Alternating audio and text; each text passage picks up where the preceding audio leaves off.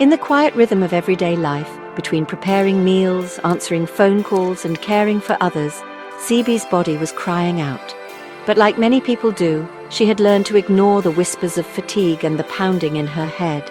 Life had taught her to carry on, to push through. Until one day in 2012, the numbers told a different story.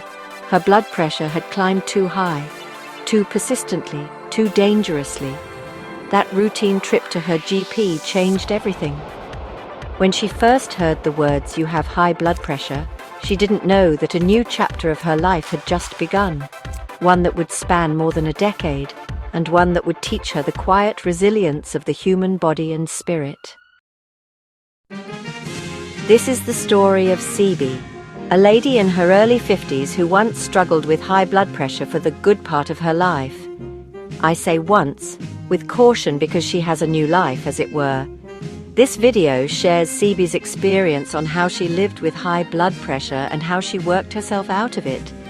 This is not just a medical story, it is a story of transformation. Hello, dear viewer. Welcome to Melelo Lifestyle Medicine Clinic, where we share real stories from real people, supplemented with evidence-based scientific knowledge. We believe that lived experience carries wisdom, and that your journey to healing can be shaped by the victories of those who've gone before you. So join us as we walk through Seeby's journey, not just to inform, but to inspire.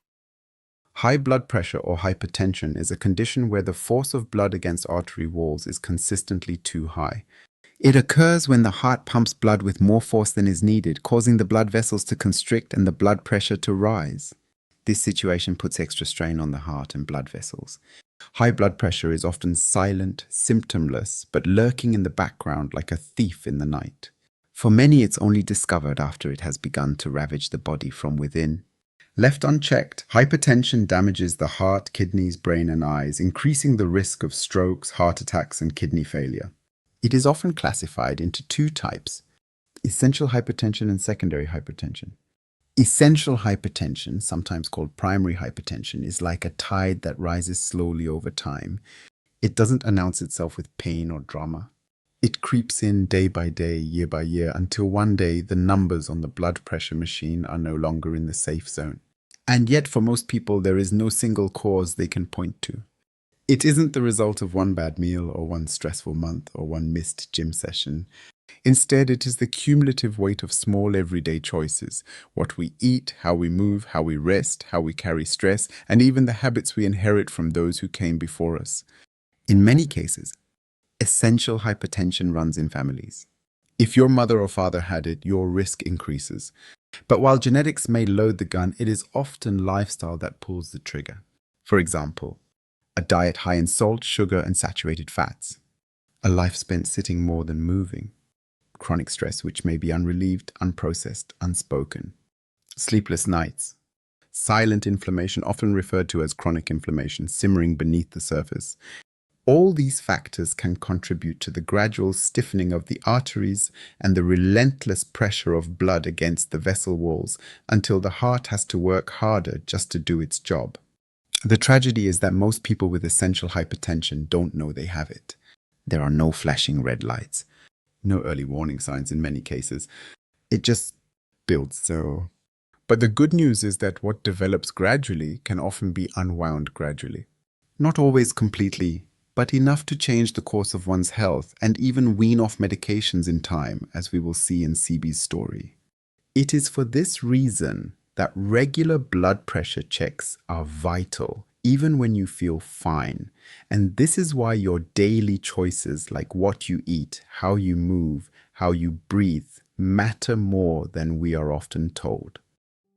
Secondary hypertension. Unlike essential hypertension, which creeps in without a single obvious cause, secondary hypertension is a louder, more pointed cry from the body, an alarm triggered by something deeper that demands to be investigated. This form of high blood pressure doesn't just happen. It is the result of an identifiable underlying medical condition, often hidden but very real. The blood pressure rise is not the root problem, but a symptom of something else going wrong beneath the surface. Sometimes it's the kidneys, quietly struggling to filter waste and balance salt and fluid in the body. Kidney disease is a major culprit as damaged kidneys can no longer help regulate blood pressure effectively. The result? Pressure that climbs beyond normal even with medication. Sometimes the cause lies in the hormones, those powerful chemical messengers that regulate everything from stress to metabolism to fluid balance. Conditions like hyperthyroidism, adrenal gland disorders, or even rare tumors like pheochromocytomas can wreak havoc on blood pressure regulation, causing unexpected spikes.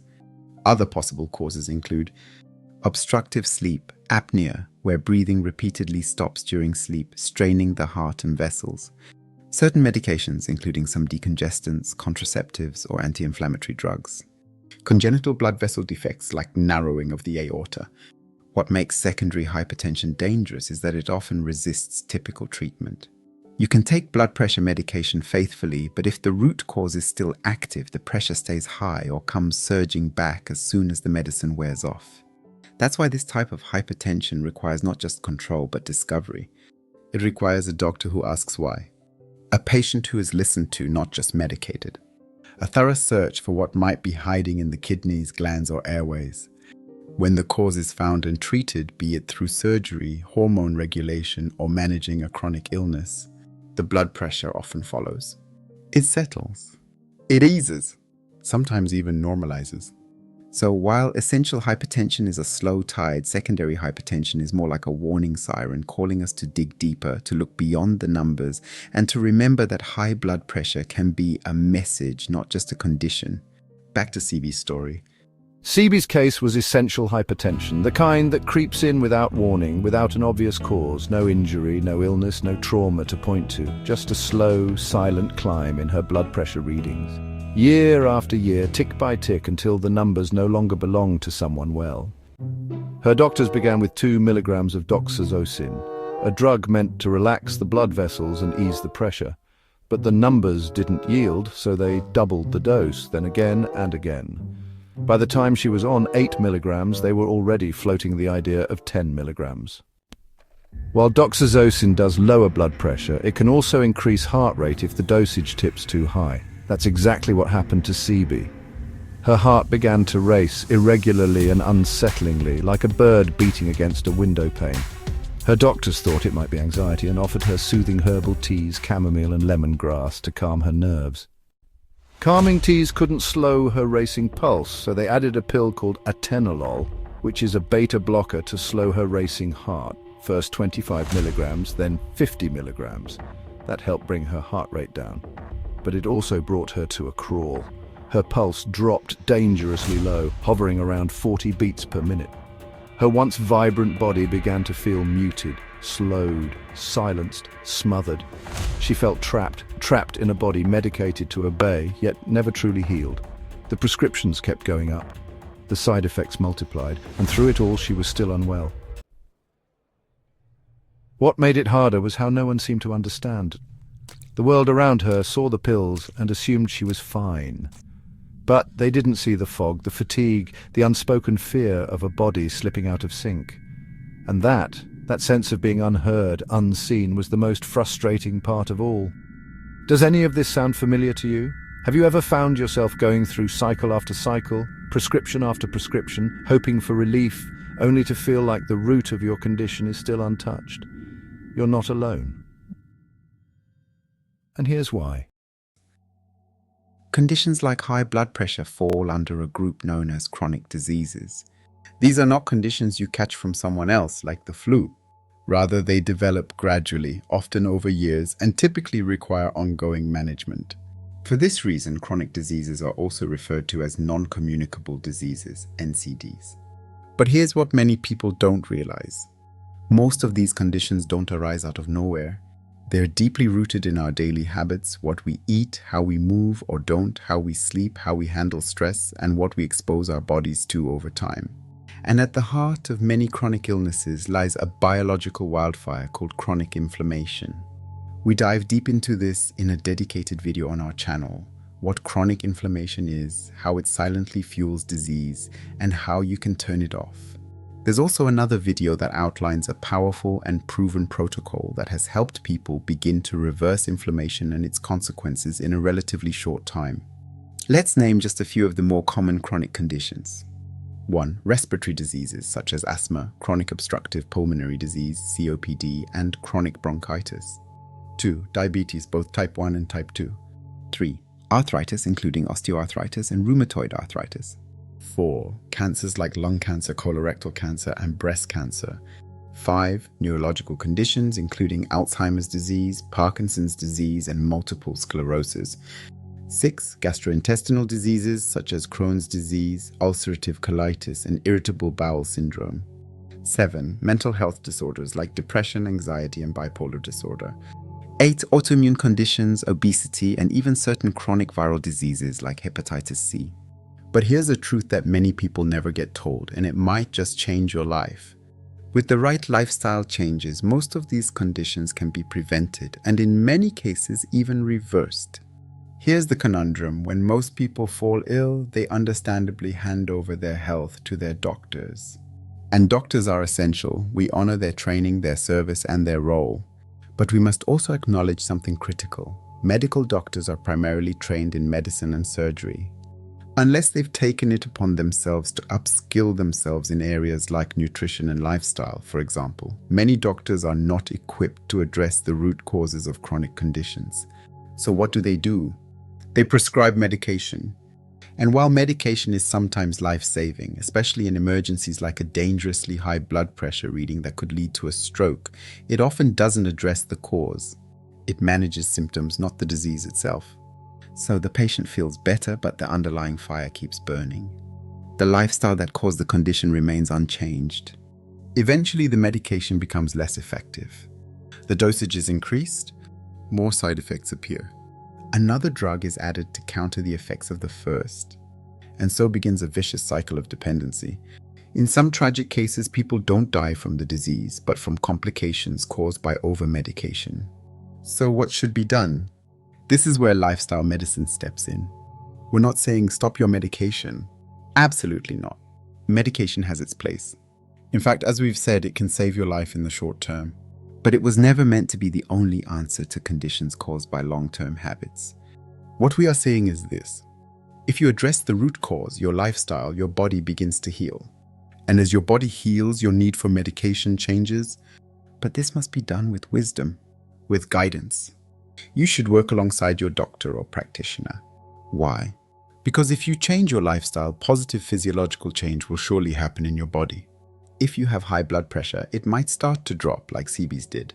At that point, you'll need someone to adjust your medication dosage appropriately, lest adverse reactions in your system may happen due to overdosage. That's how Seeby began to break free from what many call a life sentence of pills. With all the side effects piling up, Seeby could have surrendered. She could have accepted the diagnosis as her fate and resigned herself to a lifetime of rising doses and declining energy. But she didn't. Instead, she began to read, to ask questions. And she reached out to Melelo to explore whether a different way was possible. What she discovered would become her lifeline. What she changed would become her victory. And the story of how she broke free. Not from the doctor's care, but from the trap of symptom chasing, the area we'll explore next in this video. Seeby's transformation didn't begin with a miracle. It began with a decision, quiet, personal, and deeply intentional. Just small, consistent steps and a fierce determination to reclaim her health. She started by giving her body what it had long been denied: rest. Through intermittent fasting, she stopped eating in the morning and allowed her system the time and space to reset. Her first meal wouldn't come until lunchtime, giving her metabolism a gentle rhythm and allowing healing to begin at a cellular level. Next, she embraced movement. Not exercise for punishment, but walking as a daily ritual, 30 minutes, every day, whether the skies poured rain or the sun scorched the earth. It was her way of saying, "I'm still here. I'm still moving forward." Then came the dietary shift, not a diet, but a return to nourishment. She made deliberate, sometimes difficult choices that built upon each other layer by layer. She cut out sugar completely, no compromise, no half measures, This was a critical step because excess sugar fuels chronic inflammation, promotes insulin resistance and disrupts vascular health, all of which are major contributors to high blood pressure. By eliminating sugar, Seeby wasn't just removing a sweet indulgence, she was cutting off a silent driver of her hypertension. She said no to milk, recognizing that it no longer served her body's healing. This mattered because, well, dairy can contribute to inflammation, hormonal imbalance, and fluid retention in some individuals, all of which can subtly elevate blood pressure. By eliminating milk, Seeby reduced internal stresses that may have been undermining her cardiovascular recovery. She eliminated processed foods, refusing to consume what had been engineered for addiction, not health. This was vital because processed foods are often loaded with hidden salts, unhealthy fats, preservatives, and additives that raise blood pressure and strain the heart. By removing them, Seeby freed her body from a constant chemical assault and gave it real, nourishing fuel to begin healing. She abandoned white rice, white bread, and pasta, knowing they offered empty fuel at the cost of vitality. This was significant because refined carbohydrates rapidly spike blood sugar levels, triggering insulin surges and promoting inflammation and arterial stiffness, key factors that drive high blood pressure. By letting go of these nutrient-poor staples, Seeby stabilized her metabolism and supported healthier vascular function. She switched to clean quality oils like extra virgin olive oil, understanding that not all fats are created equal. This was a powerful move as unhealthy fats, especially trans fats and oxidized seed oils, can damage blood vessels and promote inflammation. For example, foods with unhealthy fats include fried foods, some packaged snacks, sausages, pork, bacon, butter, cheese, cream, ice cream, processed meats, hard cheeses, whole milk, lard, ghee, suet, cakes, biscuits, pastries, chocolate, donuts, margarine. On the other hand, quality fats like those from olive oil, avocado, and nuts support heart health and improve blood pressure regulation. By making this shift, Seeby nourished her cells and lightened the burden on her cardiovascular system. She said farewell to red meat, then gently released even chicken, choosing instead to nourish her body with what came from the earth. This was a deeply intentional choice, as animal proteins, especially red and processed meats, are linked to higher levels of saturated fats, cholesterol, and inflammatory compounds, all of which can raise blood pressure and strain the heart. By turning to plant-based foods, Seeby embraced a gentler, cleaner way of eating that supported vascular repair and overall healing. Her plate became a vibrant canvas of color and life. Fruits, vegetables, beetroots, carrots, ginger, and healing herbs like hawthorn berry, long known for their support of cardiovascular health. She began drinking plenty of water, as if flushing away the residue of years past. But more than what she added or removed, Seeby became something most people never learn to be in a lifetime: an observer of her own body, a listener to its quiet cues, a partner in its healing. She watched, she adjusted, she waited. And then something beautiful began to happen. Her blood pressure didn't just lower, it responded, it shifted, it dropped markedly, consistently, undeniably. This wasn't luck, it wasn't guesswork, it was the body doing what it had always been designed to do, self-healing when given the chance. Seeby's story is not just one of change, but of returning to the body's innate intelligence, to the rhythms of nature, to the forgotten art of healing from within. Seeby's healing was, well, undeniable, but not immediately believable. Why? Because when someone begins to thrive without the expected pharmacological support, the system honestly hesitates. Systems, after all, are built to trust data, protocols, and prescriptions, not personal breakthroughs born of food, movement, and rest. Her doctors were understandably skeptical. How could something as simple as changing what she ate, how she moved, and how she thought possibly challenge the authority of medication? How could lifestyle, long relegated to the realm of advice rather than treatment, begin to do what tablets had, failed to accomplish for years? Quietly, with wisdom and caution, Seeby began to test the waters. She started cutting her tablets in half, then into quarters. But this was no act of rebellion. It was an act of attentiveness. She still monitored her blood pressure, still kept detailed logs, still checked in with how her body was honestly responding. Eventually, with results in hand and strength in her spirit, she told her doctors the truth. They were shocked, even suspicious, but Seeby didn't argue. She simply offered evidence, days and weeks of blood pressure readings that told a story medicine just couldn't deny. And, well, the numbers spoke clearly. Her blood pressure wasn't just better, it was in fact normal, consistently, unmistakably normal. So much so that the same medical team that once doubled her dosage is now arranging a 24-hour ambulatory blood pressure test. A 24-hour ambulatory blood pressure test, ABPM, is a procedure where your blood pressure is measured at regular intervals every 30 minutes during the day and every hour at night for a full 24-hour period. This helps doctors understand how your blood pressure changes throughout the day and night while you're just going about your normal activities, rather than relying on a one-time reading in a clinic. Seeby's medical team suggested this procedure not to challenge her claims, but really to confirm what Seeby already knows in her bones, which is she is healing, and honestly, she is no longer defined by a diagnosis. Today, Seeby only takes medication occasionally as needed, no longer trapped in the rigid routines of chronic dosing. Her body has become her testimony. Seeby's journey isn't just personal, it's universal, because high blood pressure does not discriminate. It touches men and women, young adults and the elderly, the stressed, the sedentary, the overweight, and the genetically predisposed, and increasingly those living in fast-paced, hyper-processed worlds where food is artificial, rest is rare, and stress is silently chronic. But it doesn't have to end in tragedy. There is another way. There is hope. And as Seeby's story shows, sometimes the most powerful medicine isn't found in a bottle, but in the choices we make daily, in the way we choose to live, and in the courage it takes to believe that the body can indeed find its way back to balance. Seeby didn't set out to be a symbol of healing. She was just tired of the side effects, tired of feeling powerless, tired of a life tethered to rising prescriptions and diminishing vitality. But instead of giving up, she got curious. Instead of surrendering to fear, she leaned into hope. She asked different questions. She made different choices. And she kept going, even when others didn't understand. And now, her life is different. Her energy is back. Her blood pressure is stable. Her medications are now occasional, not constant. And her sense of ownership over her own body and future, unshakable. Now let me ask you, have you been feeling stuck in a cycle of medication without progress?